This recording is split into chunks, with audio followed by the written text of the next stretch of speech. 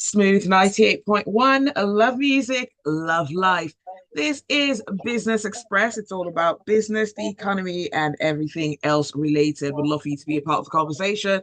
Get in touch with us. Let us know your thoughts. The WhatsApp number is 0809 440 981. You can also tweet at smooth981. Rotis, good morning. Good morning, Zibby. Good to be with you. Good morning to all our folks out there in Lagos City and beyond.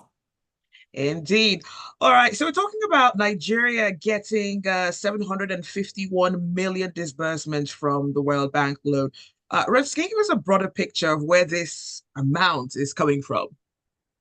Yeah, so June the 13th of this year, which was just basically last month, 2.2 billion was approved by the World Bank for Nigeria, basically to boost reforms in the country. Because there's just, I mean, Zibi, you already know this, you talk about this every day. There are so many competing needs in Nigeria right now, and it's money is what you use to address them. So basically, this is under this 751 million itself is part of 1.5 billion. That 1.5 billion is part of a larger 2.25 billion. So it was disbursed under they're calling it the reset, which is reforms for economic stabilization to enable transformation, right? They come up with the best acronyms well, did they come up with the best acronyms? That's debatable. They come up with interesting Interesting, acronyms. right? And then the Development Policy Financing Program, DPF. So reset and DPF, that's what all this is pointed at. So when we're speaking about economic reforms, we've gone back to these competing needs that you slightly touched on. How many of these can actually be addressed Um, by money that comes from this loan? I mean, it can't. That's just the simple answer. You just there's only so much you can address. But I mean, I think top of line now is this food situation, right? This way, if food crisis was or food security or food crisis was declared last July. We've seen, you've seen the inflation numbers. So there's food, there's the infrastructure issues, there's education, power, foreign exchange, human capital development, gender gap. There's a lot. So you take what you get from a place like the World Bank. These are concessionary loans. You don't really have to pay that much back, 1%, 2%, compared to going to the open market. And then you just try to, okay, a little bit here for food, a little bit here on the exchange rate, a little bit here on so on and so forth. There's a lot. It's overwhelming. All right, so let's address some of these needs. Let's start off with food. I mean, it is very important. 40% food inflation.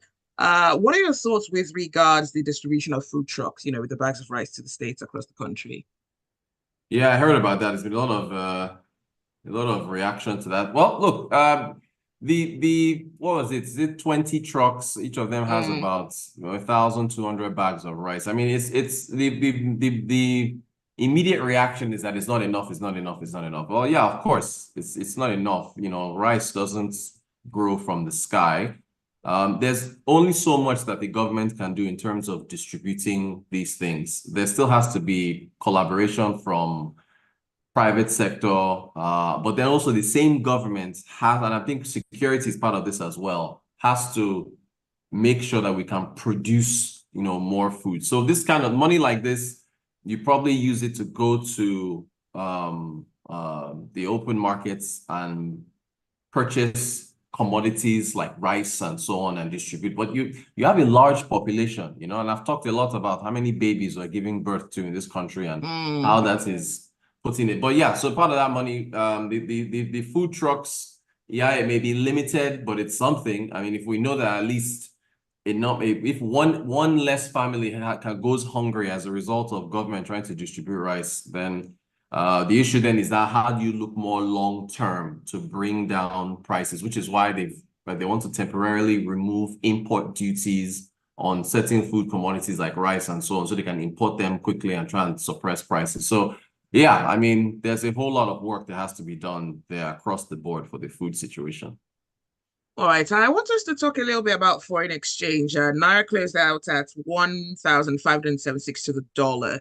Can these loan disbursements possibly help with stabilizing the currency? It's like the food situation, it's very temporary. I mean, if we are now trending back up again towards 1,600 slowly. And well, look, the thing is, when the Naira is finding its level, right? I mean, we were as high as or as low, depending on how you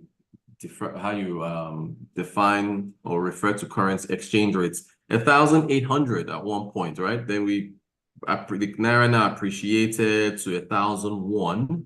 And then now it's climbing. It was at 1.4 for a little while, and now it's at 1.5 now and it looks like we're heading to 1.6. But in fact, I wouldn't even use this type of money to try and temper the currency because it's a supply issue. So you can take some of this money and say you want to sell into the autonomous foreign exchange market in AFEM, but how long is it going to last if the Rosses and the Zibbies of this world and everybody else is demanding FX either to travel or pay school fees or whatever?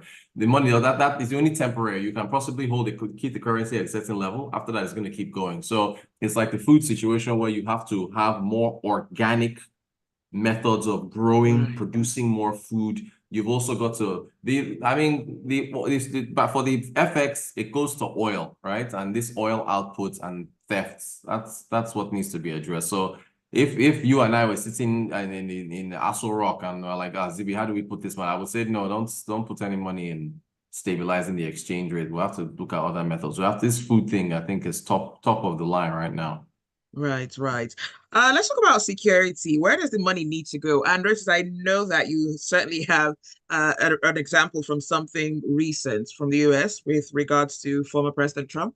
Yeah, there was, I think CNN got some info that US intelligence just have found out that there was an assassination plan on Trump's life from Iran. This is again, their CNN is a reputable media outlet, so that's the only reason why because I'm referencing them.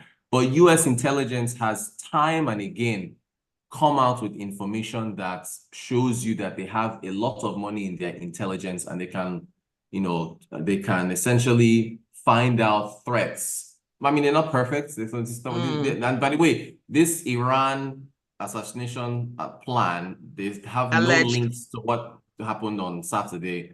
Okay. Apparently, that gunman was acting by himself. But I'm just showing you how, because even there was a terrorist attack in Russia earlier this year. I think it was in a theater, You're right.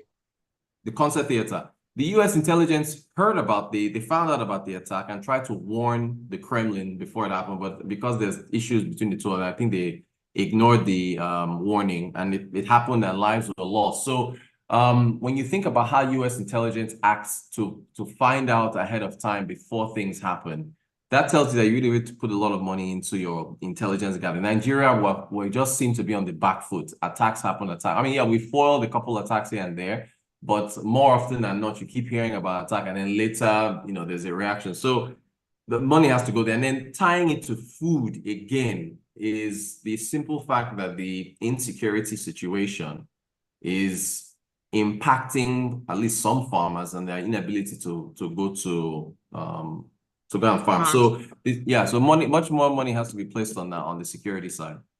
All right. Let's talk about education. This is a sector that definitely has urgent need for funds. How are the public schools faring? The public schools are behind. They are far, far behind. You've got several situations in different states where children are sitting on the floor. The teachers aren't getting paid well, right? A lot of people say that teachers should be the athletes and the celebrities of the world since they're the ones that are, grooming our future generations. The private schools are doing well, but the private schools are charging an arm and a leg to give, pupils the best education possible, right? So, the curriculums in the public schools are behind. They don't have power, so which electricity, they don't have what you and I are talking to each other right now on computers, right? They're not manufactured here, and so there's an import aspect to that. So these are the challenges, right? So you know, they continue to require a lot of funding from the states. The states are running to the government. The government needs to sell oil, which have to stop oil theft in order to have the money to give the states to buy to fund all these things. So the education side, that is, and then even when you have the few well-educated youth coming out of universities in Nigeria, most of them don't want to stay. They want to leave and go overseas. So the education sector really, for the long-term prospects of the country, yeah, you would have to say part of this money as part of economic reforms coming from the money from the World Bank. A lot of it, some of it definitely has to go towards education. All right. Well, let us know your thoughts. 0809 Tayo says the DSS could learn a thing or two from their brothers abroad, but we have our own peculiarities. All right. Rexus, we've got about maybe 45 seconds to go. What about closing the gender gap from education level to civil service to corporate Nigeria? Yeah, I mean, corporate Nigeria operates with its own, it's a private sector, and you're seeing, some improvements there, at least with the companies listed on the stock exchange. But since we don't have much time, your economy cannot grow unless it is diverse. So, female governors, more female appointments at the federal and state level, and yeah, civil service for sure.